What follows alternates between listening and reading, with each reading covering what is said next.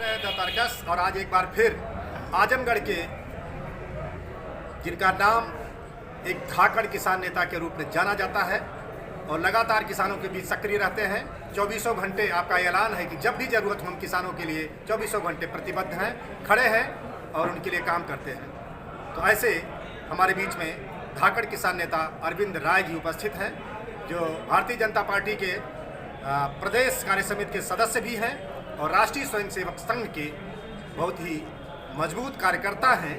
और आपके पिताजी एक वरिष्ठ वकील के रूप में, एडवोकेट के रूप में और संघ के विभिन्न पदों पर बड़ी भूमिकाएं अदा करते रहे हैं। अब वह वयोवृद्ध हो चुके हैं, लेकिन आपने उस नाम को, उनके नाम को और आगे बढ़ाने का काम किया है। मैं आपसे आज बात करने जा रहा हूं। तो अरविंद राय जी हमारे साथ हैं। नमस्कार। नमस्कार। तो 100 घंटे किसानों के लिए बात करते हैं तो आपको तो किसी पोर्टफोलियो पर होना चाहिए, कम से कम सांसद या विधायक तो होना ही चाहिए, मंत्री होना मान लीजिए आगे। सिंह साहब, ऐसा है, हम लोग भारतीय जनता पार्टी और संघ के ऐसे कार्यकर्ता हैं कि हम अपने काम में सतत प्रयत्नशील रहते हैं। हमको आगे बढ़ाना, हमको पोर्टफोलियो देना, ये हमारी पार्टी का दायित्व है। लेकिन माना जाता है कि भाजपा एक अच्छी पार्टी है और आरएसएस के लोग भी इस पर ध्यान देते हैं कि जो अपने कर्मठ कार्यकर्ताओं को मौका देते हैं। तो आपने तो बहुत काम किया है। हमारे यहाँ हमारा प्रधानमंत्री भी कार्यकर्ता ही है जी। जब हमारा समय आएगा, जब हमारी पार्टी की ये समझ में आएगा कि हमारा यह कार्यकर्ता परिपक्व और मेच्योर हो गया है, तो हमको कोई पद दे देंगे उस लायक जिसको हम संभालेंगे। आपकी उम्र लगभग कितनी हो गई है? नियर अबाउट 58-60 के आसपास है इसे।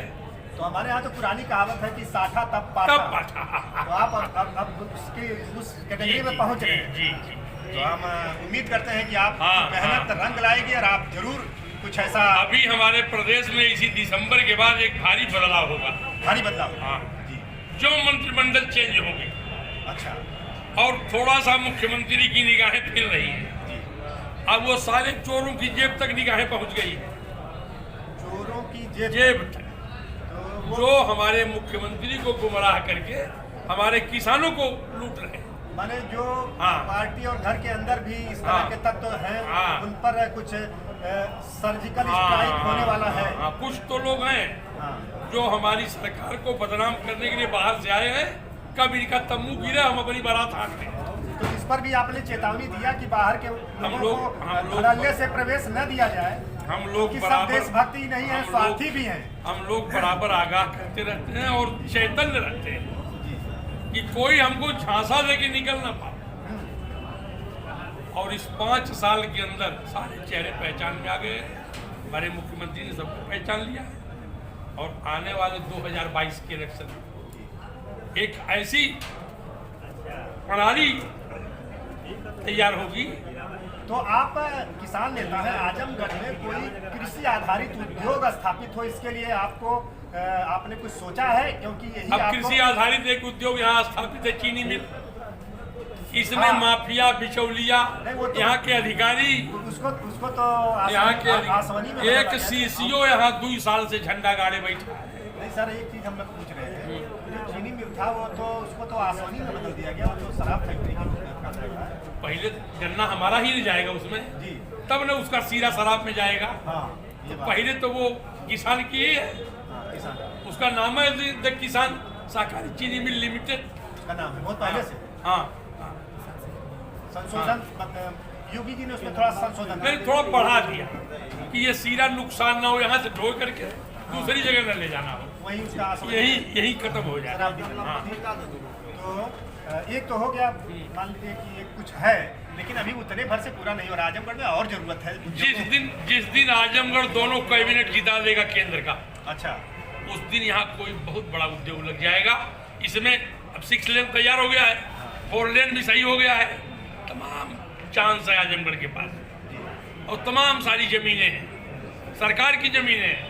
आपकी सरकार ने एक वादा किया था पिछली बार मनोज सिन्हा जी जब थे कि वाराणसी से गोरखपुर को रेल मार्ग से जोड़ा जाएगा, और मैंने खुद उनसे एक बार क्वेश्चन किया था। उन्होंने कहा था कि इस पर काम होना है, हो रहा है। इस बात को आप उठाने उसको सुरेश प्रभु जी ने संज्ञान लिया है और उस पर वो काम कर रहे हैं। लेकिन जब तक ये 6 लेन और 4 लेन तैयार नहीं हो जाएगा, आधार अभी नहीं बन पा रहा है, कि सीधे सीधे कैसे मिला दिया। तो आप एक धाकड़ किसान नेता के रूप में जाने जाते हैं, आप कुछ ऐसी आवाज़ किसानों के लिए और उठाइए जिससे आपको देश भर में पहचान बने और आजमगढ़ को वास्तव में इसको आगे बढ़ने का मौका मिले। देखिए, इसमें आप आवाज़ नहीं उठाना सिंह साहब, सारी व्यवस्थाएं हमारे यशस्वी मुख्य प्रधानमंत्री ने कर दिया।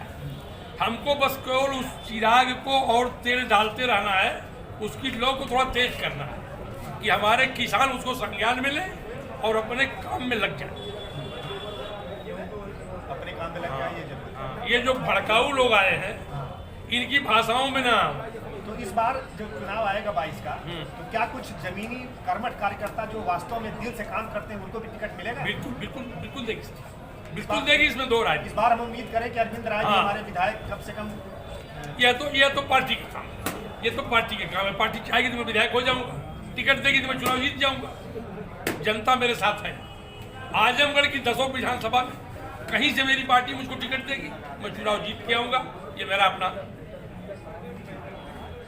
मतलब व्यक्तित्व और विचार करता है। ये तो मैं भी चाहता हूँ, ये तो मैं भी चाहता हूँ। जनता में जहाँ जाता हूँ वहाँ लोग मुझको हाथों हाथ देते हैं। आपको ये मेरे देवारा जदीद के बड़े किसान हैं भाई राघवेंद्र यादव। अभी एक दिन रात में इनके यहाँ भोजन था मेरा, मैं गया था। इन लोगों के व्यवहार से मैं इतना प्रभावित हुआ कि चीनी मिल के लोग इतना तंग कर रहे हैं देवारा जदीद को कि अब वहाँ गन्ना धोवा रहे हैं सर्विसिंग। एक CCO आए हैं। अच्छा। अरे भाई साहब, उनकी तो गुंडई चरम पर है। बताइए, बाढ़ पीड़ित क्षेत्र है, जिस किसान के पास 20-25 बीघा गन्ना है, अब वो सर्विस स्टेशन लगा हुआ है और सैकड़ों एकड़ में इनकी गन्ना है। सैकड़ों एकड़ में। हाँ। तो गन्ना किसान है, आप क्या कहना चाहें, क्या दिक्कतें हैं? दिक्कत सर हमारे यहाँ जो तेज बोलिएगा जी, जो हमारे यहाँ गन्ना मिल लगी हुई है, हाँ। इसमें जो CCO और GM आए हैं, हाँ। किसानों की इतना दुर्दशा कर रहा है कि मेरा किसान 15 दिन हो गया चीनी को चलते, चीनी मिल को चलते, और 15 दिन में एक भी पर्ची अभी हमारे गांव के किसानों के सारे कोट लगा।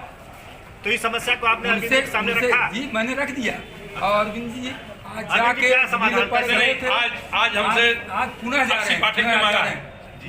RC पाठक ने एक एप्लीकेशन अपने व्हाट्सएप पर हमसे मांगा है, कहना सब कब तक समाधान निकलवा दें। ऐसी समस्याओं के लिए 24 घंटे तैनात बिल्कुल, है। एकदम तैनात, इनको लेकर के बिल्कुल। उसका निस्तारण करिए। किसान दुख में हो तो ये चैन से नहीं सो सकते। तुरंत हम लोग इनसे संपर्क करते हैं, जो किसान की आवाज़ें मैं हैं, समझता हूँ कि एक उसको बार किसानों के लिए ये CM और PM से भी सवाल उठाना होगा तो खड़े हो जाएंगे। जी जी बिल्कुल खड़े हो जाएंगे। हम ऐसे आदमी को आप लोग इनको साथ इनके लेके चलिए, उत्साह को इनको पूरा विधायक बढ़ाते बनाइए। हैं। इनसे हम कहते हैं, देखिए दिन रात कभी भी किसान के लिए आप अपना कॉल सेंटर नहीं बंद करेंगे, आपकी मोबाइल खुली रहनी चाहिए, और ये उसके लिए वचनबद्ध भी है। आप मेरे चैनल के माध्यम से अगर अपने PM से CM से कुछ कहना चाहते हैं इनके लिए तो कहिए। जी, ऐसे नेता हैं, इनको यशस्वी बनाना, इनको महान बनाना हमारे मुख्यमंत्री और प्रधानमंत्री का काम है। हम इनके पीछे लगातार सतत प्रयास किसान के लिए करेंगे। हम अपने नेता को आगे प्रधानमंत्री अपना परिचय और गांव भी बता दीजिए। मैं राघवेंद्र यादव, नवराज देवरा जदीद किता दोयम, महाराज प्रगतिशील किसान है ये। कितनी खेती है? लगभग हमारी पैतृक संपत्ति में मेरे पास 125 एकड़ की लगभग खेती है। 125 एकड़ की खेती है। कितने भाई हैं आप?